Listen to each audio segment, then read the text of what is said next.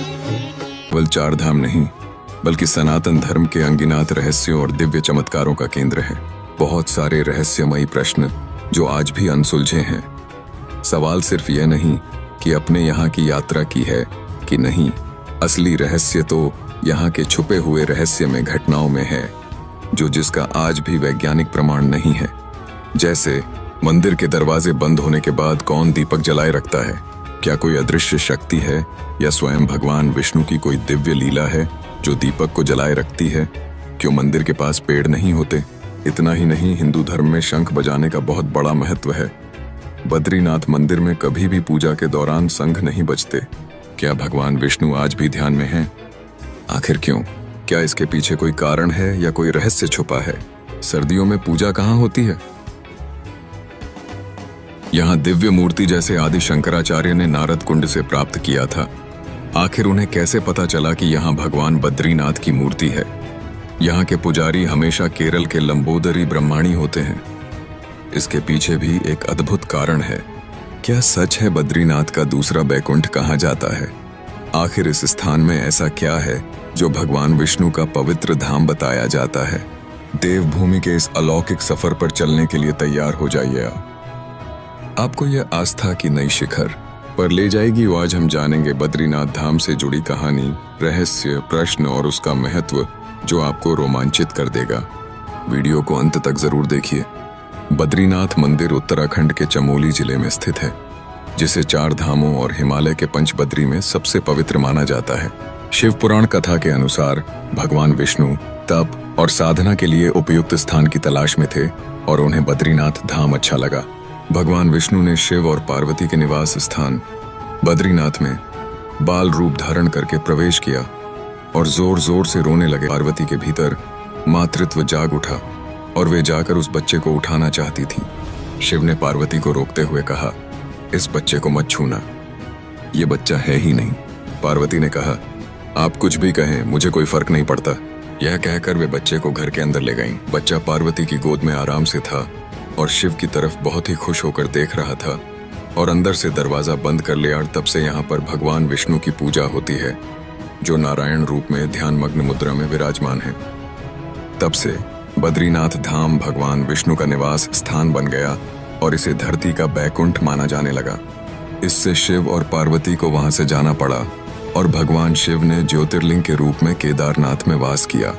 मान्यता है कि आदि शंकराचार्य ने 7वीं शताब्दी में इस मंदिर की पुनर्स्थापना की थी। कहा जाता है कि हजारों साल पहले नर नारायण ऋषि, जो भगवान विष्णु के ही अवतार थे, यहीं तपस्या करते थे। बद्रीनाथ मंदिर हर साल केवल 6 महीने अप्रैल से नवंबर ही खुलता है। बाकी 6 महीने जब भारी बर्फबारी होती है, मंदिर बंद रहता है। मंदिर के कपाट विजयदशमी के दिन बंद होते हैं और अक्षय तृतीया के दिन खोली जाती है। लेकिन चौंकाने वाली बात यह है कि हर साल जब मंदिर खोला जाता है तो दीपक अब भी जलता हुआ पाया जाता है, जो सर्दियों में भी बुझता नहीं। दीपक बिना तेल और बिना बाती की जलती रहती है। ये दीपक ये दर्शाता है भगवान विष्णु की अलौकिक ऊर्जा वहां हमेशा उपस्थित रहती है।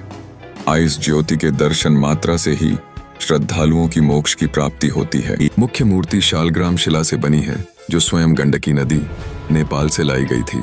ऐसा माना जाता है कि यह मूर्ति खुद विष्णु ने तपस्या के लिए वहां प्रकट की थी, जिसे बाद में आदि शंकराचार्य ने नदी से खोज निकाला। मंदिर के पास ही है तप्त कुंड, जो एक गर्म पानी का स्रोत है। चारों ओर बर्फ और हिम होने के बावजूद इस कुंड का पानी हर मौसम में गर्म रहता है। वैज्ञानिक भी इस रहस्य को पूरी तरह नहीं सुलझा पाए हैं। बद्रीनाथ के पास ही है ब्रह्मकपाल, जहां लोग पितरों का तर्पण करते हैं। ऐसा कहा जाता है कि यहाँ तर्पण करने से आत्माएं मोक्ष को प्राप्त कर लेती हैं और दोबारा जन्म नहीं लेती।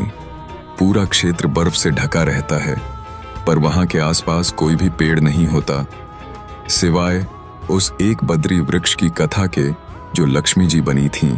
माना जाता है कि भगवान विष्णु आज भी वहां ध्यान में लीन हैं और उनके ध्यान से ही यह क्षेत्र सुरक्षित है।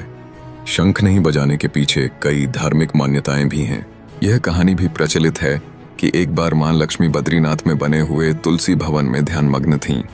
तभी भगवान विष्णु ने शंखचूर्ण नाम के एक राक्षस का वध किया था। जीत का जश्न मनाने के लिए पहले शंख बजाया जाता था, लेकिन विष्णु जी लक्ष्मी जी के ध्यान में विघ्न नहीं डालने चाहते थे, इसलिए उन्होंने शंख नहीं बजाया। कहा जाता है कि तभी से बद्रीनाथ में शंख नहीं बजाने की परंपरा है। दक्षिण के पुजारी को नियुक्त करने की यह परंपरा शंकराचार्य ने डाली थी, जो आज तक अबाध रूप से चली आ रही है। ये गेंदलेढे सिर्फ केरल के ये नंबूदरीपाद ब्राह्मण ही होते हैं। इन्हें शंकराचार्य का वंशज माना जाता है और ये रावल कहलाते हैं। जब बद्रीनाथ धाम बंद होता है तो भगवान की प्रतिमा को जोशीमठ में लाया जाता है और वहीं पूजा होती है। बद्रीनाथ न केवल एक तीर्थ है, बल्कि यह भारत की आध्यात्मिक गहराई और रहस्यमयी शक्ति का साक्षात प्रतीक है। यह वो स्थान है जहां आस्था और विज्ञान दोनों चुप हो जाते हैं।